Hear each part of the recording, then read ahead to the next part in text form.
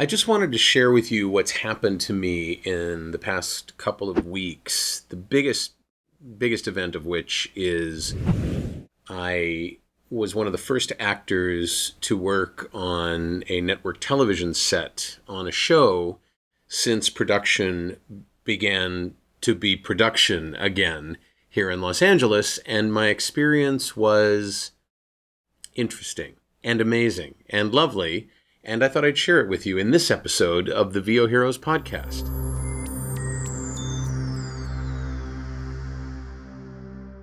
If you blinked, you missed me last week on Access Hollywood when they ran a story about how Hollywood and other production centers are dealing with the post-initial COVID shutdown. Studios were shut down for months when the pandemic began, and after some study and some very deep planning, and some very smart people got together and said, hey, we could produce if we did this, and this with the cooperation of the networks and the studios and the unions, both the production unions and the performance unions, the crew unions and the actor unions. And I was really fortunate to get a phone call the day production began again and said, hey, could you come in for a day's work on such and such a show? Now, my non-disclosure agreement with that show, I don't quite understand how this all works. I do understand how non-disclosure agreements work, but I've kind of been outed already because Access Hollywood did an episode or did a story during one of their episodes last week about the very scene that I shot on this particular show because it was an intimate scene. Now, before you get sick to your stomach, I wasn't being intimate with anybody, but I was an observer, and no, it wasn't one of those kind of scenes either. Anyway, they showed how they put this whole scene together. And I can tell you this just in general, without mentioning the show or the network or what I did or what they did. I was a part of a 3-actor scene where 2 actors were having a relationship issue, and I was an observer / participant. The 2 actors kiss in the scene. I don't kiss anybody, but I am shown to observe that kiss. And again, forgive me for being so cryptic, because they don't want me to talk about it until the day before the show airs. That's what it says. And yet they did a story on Access Hollywood in which my face appeared very briefly. And, I said one of my lines very briefly. So I'm trying to follow my NDA, but also tell you what happened. So imagine a triangle of me and 2 other actors, right? I can see both of them. They can see me, but mostly they're paying attention to each other. And at the end of the scene, they kiss. And how that happened was covered in very, very clear detail in the Access Hollywood story, which I would send you to if I could find an on-demand way of saying, hey, go to this link and you can watch that particular night's airing of Access Hollywood and this particular story. But I can't find anything anywhere. If you find something, please let me know. But they're not on demand on my cable, my Uverse. I can't find it on the web. And let me just describe what happened. Male, female, me. This is how this is all set up. Male, female facing each other. When the kiss occurred, they shot the male actor kissing not the actress involved, but a mannequin. And they shot from behind the mannequin so you could see kind of the mannequin's hair and the dress that was matched with the actress's dress. And you could see mostly the actor's face, and so you got kind of the notion that the actor was kissing the actress.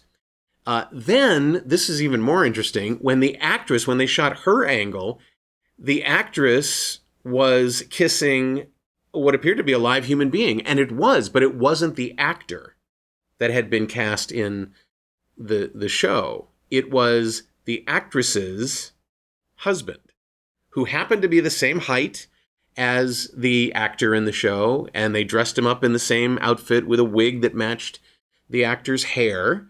And so that particular thing, that particular shot from over his shoulder was with a live human being. And it was just fascinating. We, whenever we weren't on camera, were feeding lines to the other actors. When I was on camera, they did nice tight close-ups. I don't even think they did any dirty shots, meaning shots where a mannequin would have been in the shot. And the social distancing that we all engaged in was covered by a COVID coordinator, a COVID safety officer on set. At one point, one of the camera people's cable pullers, the people that keep the camera from rolling over cables, got a little too close to me, and the COVID coordinator stepped in and moved him away and kept the distance between us. So there's somebody observing. From the moment I arrived at the set, from the moment I pulled in at the drive-through gate, my temperature was taken. I was surveyed about whether or not I'd come into contact with anybody with COVID in the last, 14 days. I was told to keep wearing my mask no matter what. When I went through makeup, my makeup artist, lovely makeup artist, was wearing full PPE, so not only a mask and a face shield, but also clothing covering, a suit. One of those suits that you see in the shots of hospitals that they do is almost like a surgical gown. And she also said, please be careful when you put your mask on to pick it off in a particular way that wouldn't move any of the makeup. There wasn't much makeup, but they did have some. And I was touched up on set as well with throwaway brushes. Like the moment that the on-set makeup person touched me up, she disposed of her brush. So there wasn't even any reuse of that.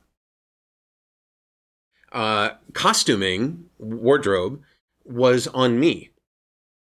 And I got paid a little extra for doing it. It's called a wardrobe bump. I brought my own suit, my own crazy loud tie, because that's what the character called for, my own shirt, pants, shoes, everything.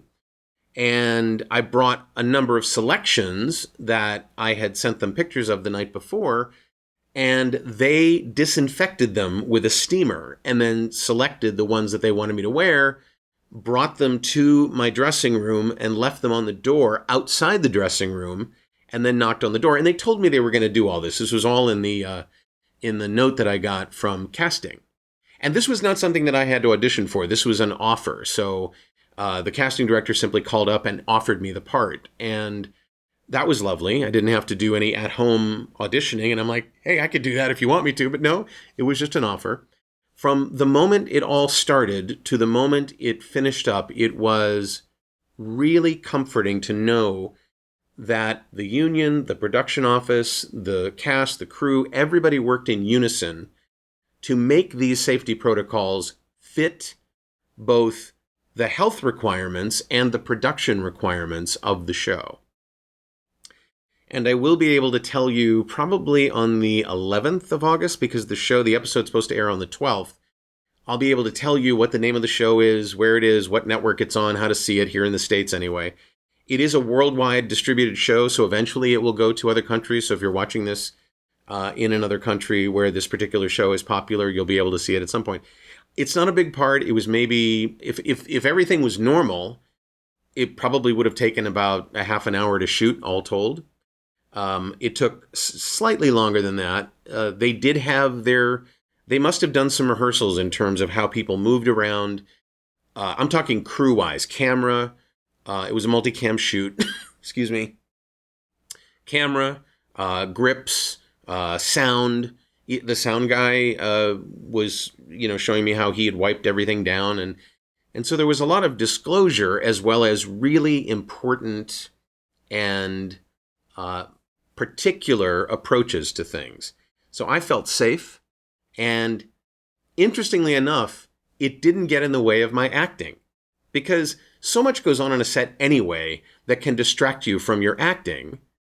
But even all that, even though I was fascinated with all that, and I was actually making mental notes so that I could make this video, they didn't distract me from the acting. Now, the acting wasn't particularly stressful or demanding, But at the same time, you still have to remember all the things that you need to do as an actor. Whether or not you've spent most of the time in your dressing room, on set, at the studio, walking the hallways, going from a set to where you are headed, wearing a mask, and in my case, glasses. It was just a really interesting thing, and it's the new normal. It's what's going to be happening everywhere, no matter what. And producers and editors and directors are going to be coming up with really interesting ways of cutting scenes together so it doesn't look like there was a mannequin or a sex doll, because they're using sex dolls for really intimate scenes, or significant others, where the actor or actress who has a husband or a significant other who resembles the scene partner, the actual actor who's a scene partner, and can step in for them. There's going to be all kinds of cool things. It's not going to be CGI, I don't think, although who knows. But for the most part, it was just a fascinating thing. Happy to answer any questions that you have. I may have to be cryptic about my answers leading up to the air date, but once that happens, then you can also certainly, if you're watching this after that, you can certainly ask as well.